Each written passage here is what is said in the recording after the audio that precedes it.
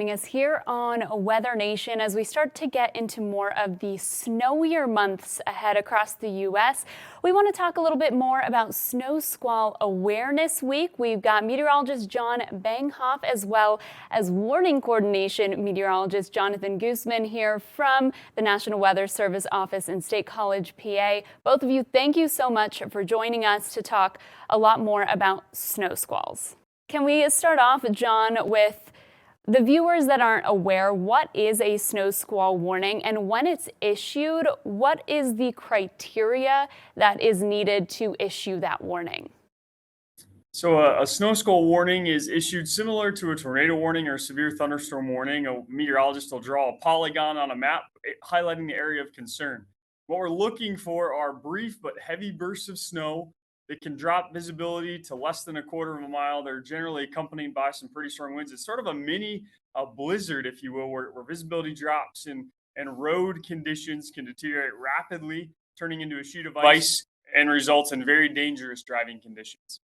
Absolutely. And Jonathan, can we talk a little bit more about the science behind this as well? Just so maybe folks that are watching, they haven't seen a snow squall warning before, or they're just curious about how those conditions happen. Can you tell us a little bit more about the science behind it? Sure. So a snow squall, so essentially think of a thunderstorm. They form in essentially the same way. They're just a lot shallower in the atmosphere, how they develop. So you mentioned snow squall warnings and how we go about issuing those, very similar to how we would with a severe thunderstorm or tornado warning, even on the order of maybe 45 minutes up to an hour. And they're very quick hitting or short fuse, as we call them. So happen on the order of several minutes, really cold surge of air moving in. Again, quick hitting, like John said, intense blizzard type conditions. And I imagine it can be incredibly scary to be caught in a situation like this. I mean, any sort of reduced visibility, low visibility, we even see it with dense fog, how it can be incredibly scary and deadly at times. What should people know if they are caught on the roadways as this snow squall warning comes on? What should they be doing? Yeah, the thing we generally tell people, if a snow squall warning is issued, we want you to delay travel if you haven't gone out yet, or exit the highway at the next available opportunity. The main concern with these is what we call a flash freeze, whereby the snow falls onto the road, it melts, and then it refreezes into a sheet of ice. And so the main hazard with snow squalls is you try to hit your brakes because you see stop traffic up ahead and they don't work. So we encourage people to delay travel or exit the highway because there's truly no safe place on a highway during a snow squall.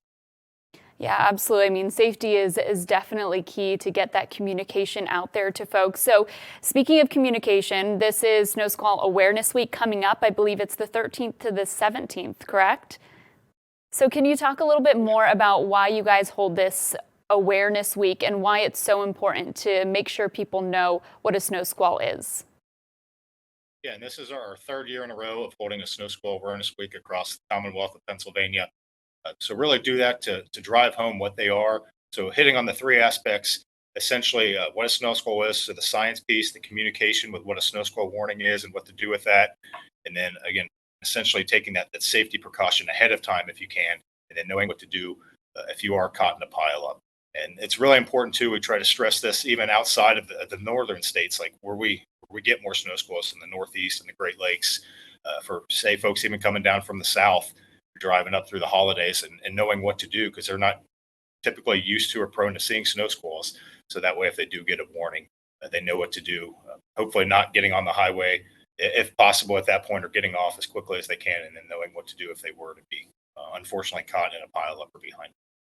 And if somebody's watching this and they just want some more information on snow squall warnings in their area, where would you recommend that they go to find some additional information?